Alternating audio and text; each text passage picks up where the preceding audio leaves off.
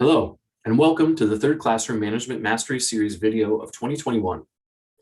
This month, we're excited to focus on CHAMPS, a peer mentoring program available to all UAGC students.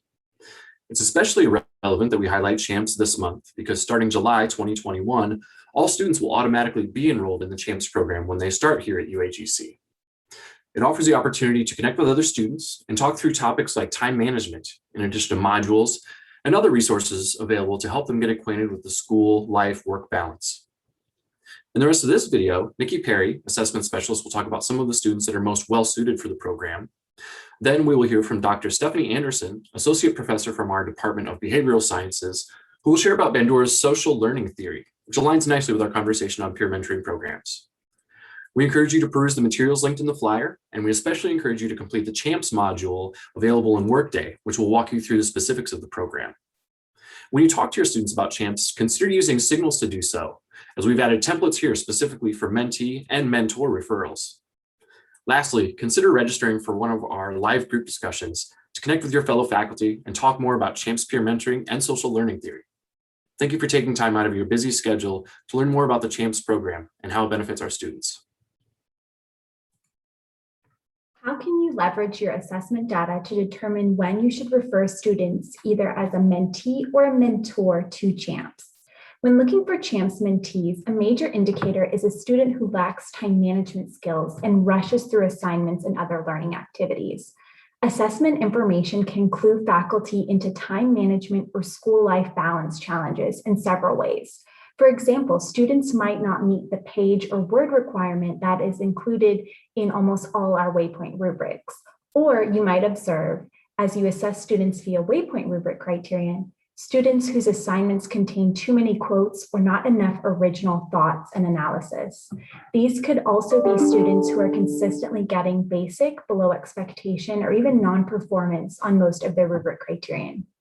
When you observe these behaviors in student work, consider explaining how time management or school life balance can impact how successfully students meet assignment deadlines and criterion and flesh out their ideas. Then you can also make direct, meaningful referrals to CHAMPS within your written feedback, allowing students to connect this useful university resource to their academic goals. Assessment tools can also help you identify students who would make ideal CHAMPS mentors. When looking for students to be CHAMPS mentors, we look for students who are actively engaged in the classroom. Some signs of this are students who are routinely turning in assignments ahead of schedule, students who consistently get distinguished or proficient on most of their rubric criterion, and also students who are extremely receptive to constructive feedback and are easy to get in contact with. As with mentee referrals, you can recognize your students' talents by suggesting that they become a CHAMPS mentor via your feedback. Evidence for the efficacy of the mentor-mentee relationship upon which the CHAMPS peer mentoring program capitalizes can be found in the psychological literature on social learning and social cognitive theories, advanced by Albert Bandura, who recognized the incredible power of observation in human learning, noting, learning would be exceedingly laborious, not to mention hazardous, if people had to rely solely on the effects of their own actions to inform them what to do. Fortunately, most human behavior is learned observationally, through modeling. From observing others, one forms an idea of how new behaviors are performed, and on later occasions, this coded information serves as a guide for action. Bandura's seminal research examined this idea in the context of aggression. Bandura and colleagues exposed children to adult models who behaved either aggressively or non-aggressively toward a Bobo doll.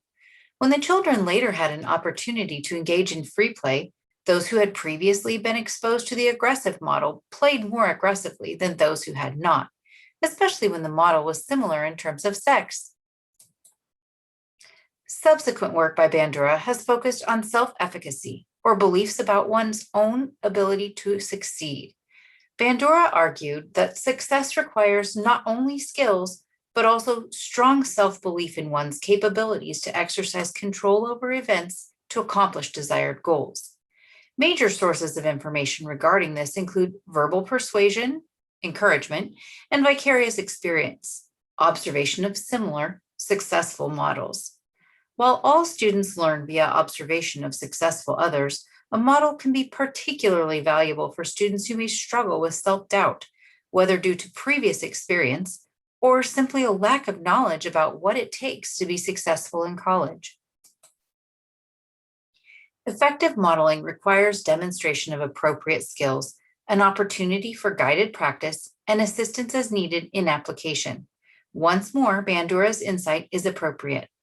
People seek proficient models who possess the competencies to which they aspire. Through their behavior and expressed ways of thinking, competent models transmit knowledge and teach observers effective skills and strategies for managing environmental demands.